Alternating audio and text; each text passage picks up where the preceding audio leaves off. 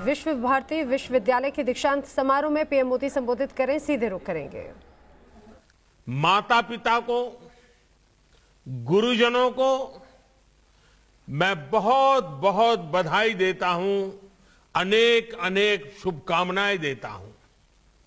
साथियों, आज एक और बहुत ही पावन अवसर है, बहुत ही प्रेरणा का दिन है। आज छत्रपति शिवाजी महाराज की जन्म जयंती है। मैं सभी देशवासियों को छत्रपति शिवाजी महाराज की जयंती पर बहुत बहुत शुभकामनाएं देता हूं। गुरुदेव रविंद्रनाथ टैगोर जी ने भी शिवाजी उत्सव नाम से वीर शिवाजी पर एक कविता लिखी थी। उन्होंने लिखा था,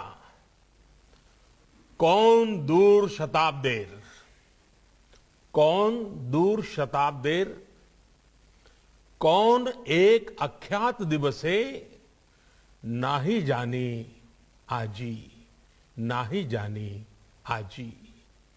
मराठार कौन, शोयले एरंडेर, अंधकारे बसे।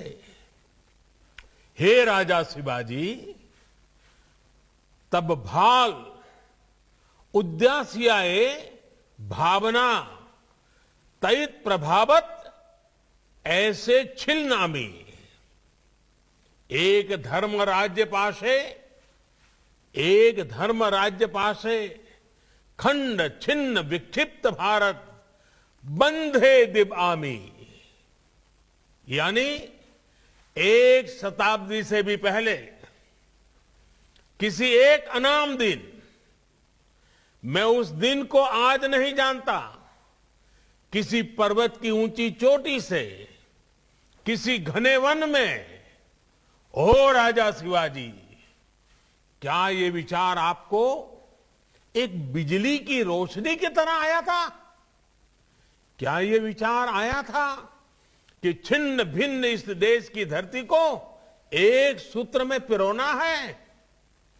क्या मुझे इसके लिए खुद को समर्पित करना है? इन पंक्तियों में छत्रपति वीर शिवाजी से प्रेरणा लेते हुए भारत की एकता, भारत को एक सूत्र में पिरोने का आह्वान था। देश की एकता को मजबूत करने वाली इन भावनाओं को हमें कभी भूलना नहीं है। पल पल, जीवन के हर कदम पर देश की एकता, अखंडितता के इस मंत्र को हमें याद भी रखना है, हमें जीना भी है। यही तो टैगोर का हमें संदेश है। साथियों, आप सिर्फ एक विश्वविद्यालय का ही हिस्सा नहीं है, बल्कि एक जीवंत परंपरा के वाहक भी है। गुरुदेव अगर विश्व भारती को सिर्फ एक यूनिवर्सिटी के रूप में देखना चाहते तो वो इसको ग्लोबल यूनिवर्सिटी या कोई और नाम दे सकते थे, लेकिन उन्होंने इसे विश्व भारती विश्वविद्यालय नाम दिया। उन्होंने कहा था, विश्व Bharti acknowledges India's obligation to offer to others the hospitality of her base culture and India's right to accept from others their best. गुरुदेव की विश्व भारती से अपेक्षा थी कि यहां जो सीखने आएगा वो पूरी दुनिया को भारत और भारतीयता की दृष्टि से देखेगा। गुरुदेव का ये मॉडल ब्रह्म, त्याग और आनंद के मूल्यों से प्रेरित था। इसलिए उन्होंने विश्व भारती को सीखने का ऐसा स्थान बनाया जो भारत की समृद्ध धरोहर को आत्मसात करे, उस पर शोध करे और गरीब से गरीब की समस्याओं के समाधान के लिए काम करे। ये संस्कार में पूर्व में यहां से निकले छात्र छात्राओं में भी हमें दिखता है और आपसे भी देश की यही अपेक्षा है।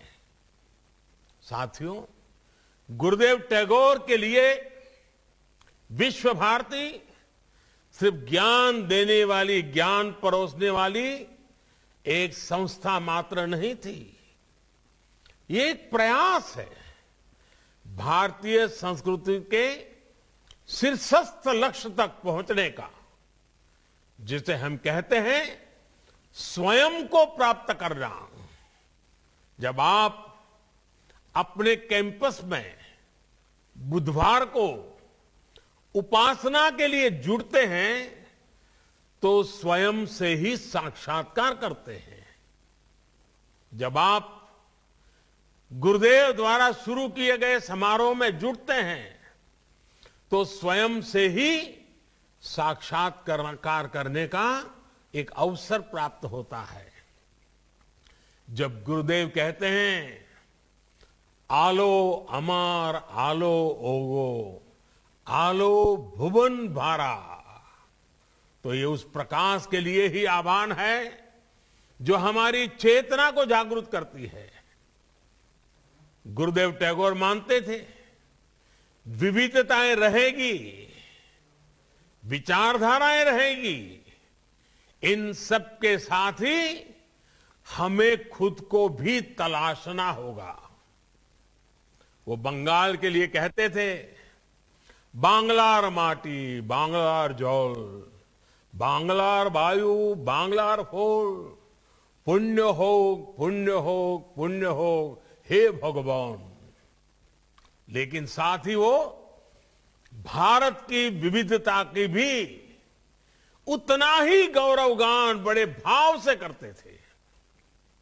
वो कहते थे हे मोर चित्तो पुण्यो, हे मोर चित्तो पुण्यो, तीर्थे जागोरे धीरे, ई भारतेर महामनोबेर सागरो तीरे, हेथाय दाराय दबाहु बाराय नमो नरोदे बोतारे। और ये गुरुदेव का ही विशाल विजन था कि शांति निकेतन के खुले आसमान के नीचे वो विश्व मानव को देखते थे। ऐशो कर्मी, ऐशो ज्ञानी, ऐसो जन कल्याणी, ऐशो तपस राजो है, ऐशो है दिशक्ति, संपद मुक्ता बंधो समाज है। हे श्रमिक साथियों, हे जानकार साथियों, हे समाज सेवियों, हे संतों, समाज के सभी जागरूक साथियों, आइए समाज की मुक्ति के लिए मिलकर के प्रयास करें। आपके कैंपस में ज्ञान प्राप्ति के लिए एक पल भी बिताने वाले का यह सौभाग्य है कि उसे गुरुदेव का ये विजन मिलता है। साथियों, विश्व भारती तो अपने आप में ज्ञान का वो उन्मुक्त समंदर है जिसकी नींव ही अनुभव आधारित शिक्षा के लिए रखी गई। ज्ञान की क्रिएटिविटी की कोई सीमा नहीं होती है। इसी सोच के साथ गुरुदेव ने इस महान विश्वविद्यालय की स्थापना की थी। आपको यह भी हमेशा याद रखना होगा कि ज्ञान, विचार और स्किल स्टैटिक नहीं है, पत्थर की तरह नहीं है, स्थिर नहीं है, ये जीवंत है, ये सतत चलने वाली प्रक्रिया है। और इसमें कोर्स करेक्शन की गुंजाइश भी हमेशा रहेगी, प्रोग्रेसिव अनफोल्डमेंट। लेकिन नॉलेज और पावर दोनों रिस्पॉन्सिबिलिटी के साथ आते हैं। जिस प्रकार सत्ता में रहते हुए संयम और संवेदनशील रहना पड़ता है, रहना जरूरी होता है, उसी प्रकार हर विद्वान को, हर जानकार को भी उनके प्रति जिम्मेदार रहना पड़ता है जिनके पास वो शक्ति है। आपका ज्ञान सिर्फ आपका नहीं बल्कि समाज की, देश की, अरे भावी पीढ़ियों की भी वो धरोहर है। आपका ज्ञान, आपकी स्किल एक समाज को, एक राष्ट्र को गौरवान्वित भी कर सकती हैं और वो समाज को बदनामी और बर्बादी के अंधकार में भी धकेल सकती है। इतिहास और वर्तमान में ऐसे अनेक उदाहरण हैं। आप देखिए, जो दुनिया में आतंक फैला रहे हैं, जो दुनिया में हिंसा फैला रहे हैं, उनमें भी कई highly educated, highly learned, highly skilled लोग हैं।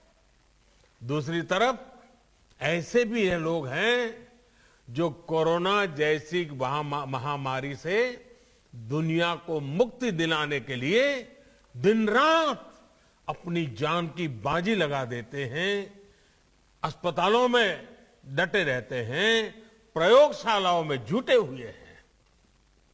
ये सिर्फ विचारधारा का प्रश्न नहीं है, मूल बात तो माइंडसेट का है। आप क्या करते हैं इस बात पर निर्भर करता है कि आपका माइंडसेट पॉजिटिव है या नेगेटिव है। स्कोप दोनों के लिए है, रास्ते दोनों के लिए ओपन है। आप समस्या का हिस्सा बनना चाहते हैं या फिर समाधान का, ये तय करना हमारे अपने हाथ में होता है। अगर हम उसी शक्ति, उसी सामर्थ्य, उसी बुद्धि, उसी वैभव को सत्कार्य के लिए लगाएंगे तो परिणाम एक मिलेगा, दुष्कर्म के लिए लगाएंगे तो परिणाम दुष्कर्म मिलेगा। अगर हम ही सिर्फ अपना हित देखेंगे तो हम हमेशा चारों तरफ मुसीबतें देखते आएंगे, समस्याएं देखते आएंगे, नाराजगी देखते आएंगे, आक्रोश नजर आएगा। लेकिन अगर आप खुद से ऊपर उठ करके, अपने स्वार्थ से ऊपर उठ करके नेशन फर्स्ट की अप्रोच के साथ आगे बढ़ेंगे तो आपको हर समस्या के बीच में भी सॉल्यूशन ढूंढने का मन करेगा, सॉल्यूशन नजर आएगा। बुरी शक्तियों में भी आपको अच्छा ढूंढने का, उसमें से अच्छाई का, परिवर्तन का मन करेगा और आप स्थितियां बदलेंगे भी, आप स्वयं भी अपने आप में एक सॉल्यूशन बन करके उभरेंगे। अगर आपकी नीयत साफ है और निष्ठा मां भारती के प्रति है तो आपका हर निर्णय, आपका हर आचरण, आपका हर कृति किसी न किसी समस्या के समाधान की तरफ ही बढ़ेगा। सफलता और असफलता हमारा वर्तमान और भविष्य तय नहीं करती है। हो सकता है आपको किसी फैसले के बाद जैसा सोचा था वैसा परिणाम न मिले, लेकिन आपको फैसला लेने में डरना नहीं चाहिए। एक युवा के रूप में, एक मनुष्य के रूप में जब कभी हमें फैसला लेने से डर लगने लगे तो वो हमारे लिए सबसे बड़ा संकट होता है। अगर फैसले लेने का हौसला चला गया तो मान लीजिएगा आपकी युवानी चली गई है, आप युवा नहीं रहे हैं। जब तक भारत के युवा में नया करने का, रिस्क लेने का और आगे बढ़ने का जज्बा रहेगा, तब तक कम से कम मुझे देश की भविष्य की चिंता नहीं है। और मुझे जो देश युवा हो, 130 करोड़ आबादी में इतनी बड़ी तादाद में युवा शक्ति हो, तो मेरा भरोसा और मजबूत हो जाता है। मेरा विश्वास और मजबूत हो जाता है। और इसके लिए आपको जो सपोर्ट चाहिए, आपको जो माहौल चाहिए, उसके लिए मैं खुद भी और सरकार भी, इतना ही नहीं, 130 करोड़ का संकल्पों से भरा हुआ, सपनों से लेकर के जीने वाला देश भी आपके समर्थन में खड़ा है।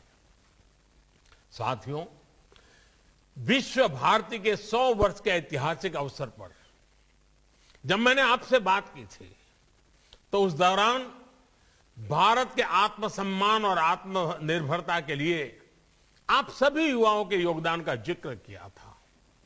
यहां से जाने के बाद जीवन के अगले पड़ाव में आप सभी युवाओं को अनेक तरह के अनुभव मिलेंगे। साथियों, आज जैसे छत्रपति शिवाजी महाराज की जयंती का हमें गर्व है, वैसे ही मुझे आज धर्मपाल जी की याद आती है। महान गांधीवादी धर्मपाल जी, आज महान गांधीवादी धर्मपाल जी की भी जन्म जयंती है। उनकी एक रचना है, the beautiful tree indigenous Indian education in the 18th century. आज आपसे बात करते हुए मैं इस पवित्र धाम में जब आपसे बात कर रहा हूं, तो मेरा मन करता है उसका जिक्र मैं जरूर करूं। और बंगाल की धरती, ऊर्जावान धरती के बीच जब बात कर रहा हूं, तब तो मेरे स्वाभाविक मन करता है कि मैं जरूर धर्मपाल जी के उस विषय को मैं आपके सामने रखूं। धर्मपाल जी ने इस पुस्तक में धर्मपाल जी ने थॉमस मुनरो द्वारा किए गए एक राष्ट्रीय शिक्षा सर्वे का ब्यौरा दिया है। 1820 में हुए, 1820 यानी करीब 200 साल, 1820 में हुए इस शिक्षा सर्वे में कई ऐसी बातें हैं जो हम सबको हैरान भी करती हैं और गौरव से भर देती हैं। उस सर्वे में भारत की साक्षरता दर बहुत ऊंची आंकी गई थी।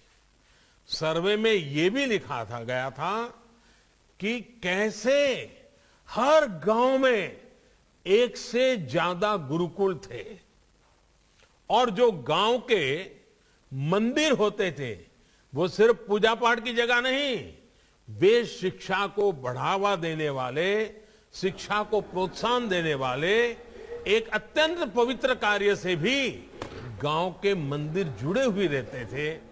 वे भी गुरुकुल की परंपराओं को आगे बढ़ाने में, बल देने में प्रयास करते थे।